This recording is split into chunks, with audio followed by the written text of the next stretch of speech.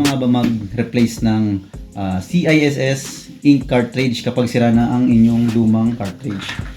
So ito, tuturo ko sa inyo step by step. Unang step, siyempre dapat meron tayong clip.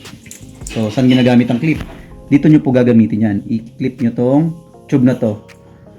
So kahit ano, kung wala kayong clip, kahit tape, basta lang para lang hindi mag-overflow yung ink cartridge kapag tinanggal nyo yung tube. So kailangan nyo masyang yan, maklip na ganyan. Tapos kapag na-clip nyo na dito, ito na kayo dito sa ilalim. Halimbawa ang printer nyo is MG37TS or MG257TS. Pull nyo lang to. Yan. So makikita nyo dyan yung cartridge. Hilain nyo lang siya pagitna. Yan, makikita nyo na siya. Tapos push nyo lang pababa. Yan. Tapos hilain nyo. So ayan, halimbawa ang papalitan nyo is yung black. Ayan, kung makikita nyo ito yung black sa bandang right, yung color naman ng bandang left. So halimbawa papalit tayo ng cartridge. Ang napili nyo ay yung side, drill side. Ayan, tanggalin nyo to. Tapos ilagay nyo yung bago nyong cartridge. Ayan, kung paano nyo tinanggal dun sa lumang cartridge, ganun nyo rin ikakabit sa bago. Ayan. Ayan.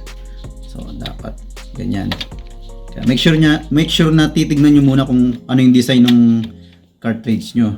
Kasi meron sa ibabaw yung butas at meron naman sa back. So itong sa akin is nasa side siya. Kaya dyan ko nilagay. Ayan. So, sa pagbalik naman, syempre hawak nyo yung dalawang cartridge. Suksok nyo dun pa loob. Pag nasuksok nyo na, una nyong i-install yung block. Ayan, tutunog siyang ganun. Sunod yung tricolor, tutunog naman siyang ganun. Tapos yun, okay na siya. Pwede na kayo mag-print. Pag ang papalitan nyo naman is tricolor, so ganun din. Tignan nyo lang yung tube. Ayan, tingnan nyo mabuti. Tapos tanggalin nyo lang isa-isa. Ayan. Ayan. Pagkatanggal, syempre pagkatanggal, ilagay nyo na yung bago nyong cartridge. Ayan. Yung magenta dito sa taas yan. Magenta. Tapos yung yellow sa right side naman yan. And last but not the least, the cyan. Ito yan sa bandang kaliwa. Ayan. So okay na. So gaya ng sinabi ko kanina, kung paano nyo siya tinanggal, ganun nyo din ibabalik. Para hindi magka-problema yung yung tube.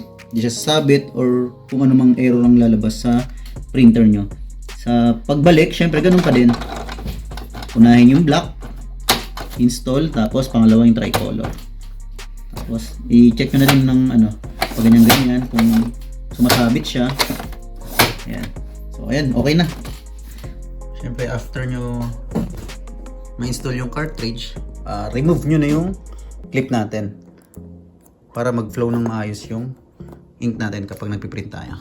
So ayan lang po. Ready to print na po yan. Salamat!